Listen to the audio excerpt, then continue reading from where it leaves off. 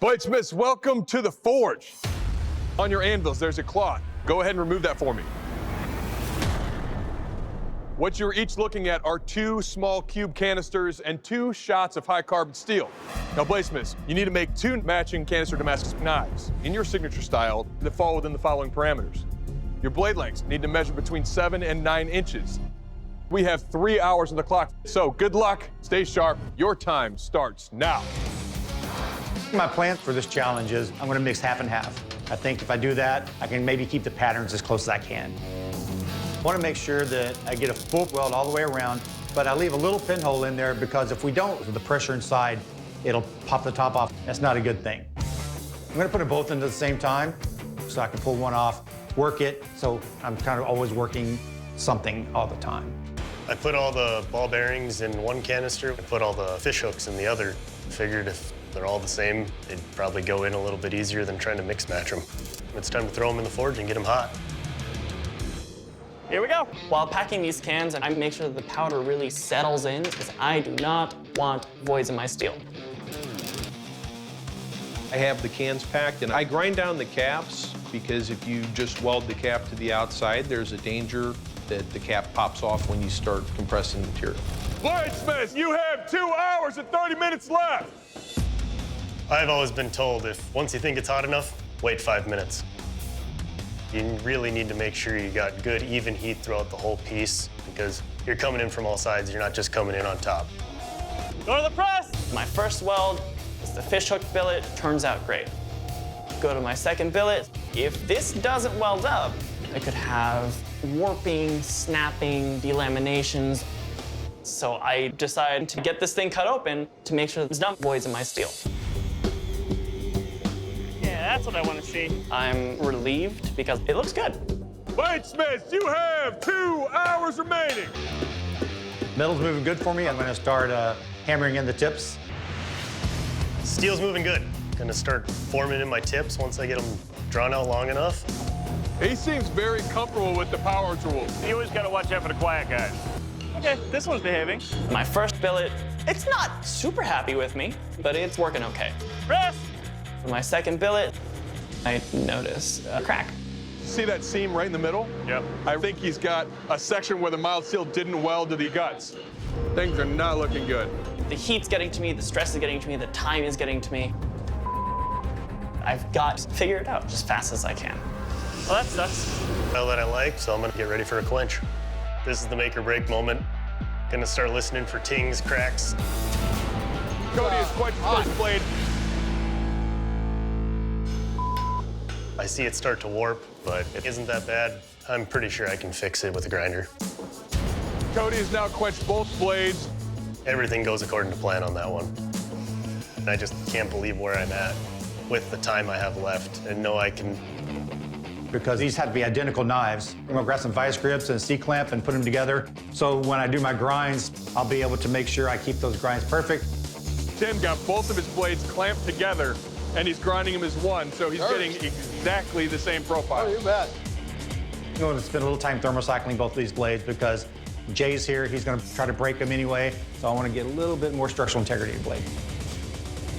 All right, Tim got his first blade quenched. Boom, perfect. I'm in love. Grab the second blade, and they went perfectly. Yes. Time to get these profiles down, get this stuff ready to go. One of the things I think that really helps in being an executive in a large organization is pressure. I was also a professional soccer player, and you're playing in front of a lot of people, so you have to have the confidence that you can make those right decisions. I don't know what happened to Gotti, but he has turned those mass billets into what look like blades right now.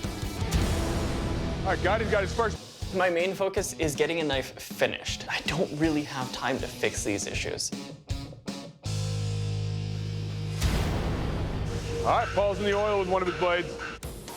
There it is. No crazy warps. Paul's got 2 blades quenched now. Let's polish them up a little bit. At this point, whatever's gonna happen is gonna happen. So I'm feeling really good. 5, 4, 3, 2, over. Well done, guys. These are by far not perfect blades, but with all the trials and tribulations that I've been through, I finished.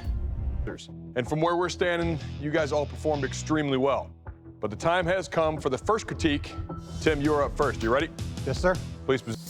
You've got enough meat. Overall, nice job. Thank you, sir.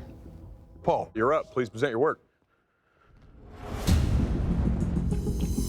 All right, Paul. As a matching set, your blades are very close. And I like that you have fish hooks on one side and ball bearings. You got a yin and yang. The steel looks solid. Nice grinds on this. If you move forward, just a little cleanup, but otherwise, it's got a good feel to it. Good job. Thank you. Next, we have Cody. Please present your work. Cody, you left a good amount of tang on here. Your blades are straight. Your grinds are pretty even too. Your blades are almost dead on, but you've got a small blemish here and there. But overall, it's a pleasure watching you work. Good job. Thank you. Gotti, you're up. Please present your work.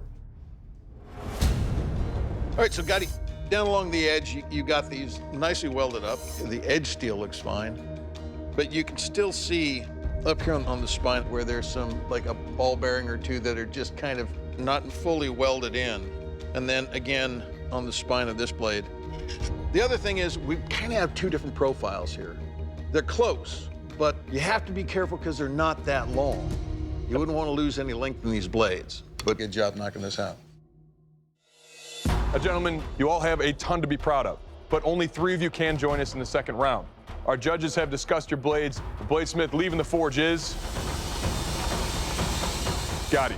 Unfortunately, your blades did not make the cut, and Jay's going to tell you why. I got it. You fought your way through this challenge, so you should be proud of yourself for that.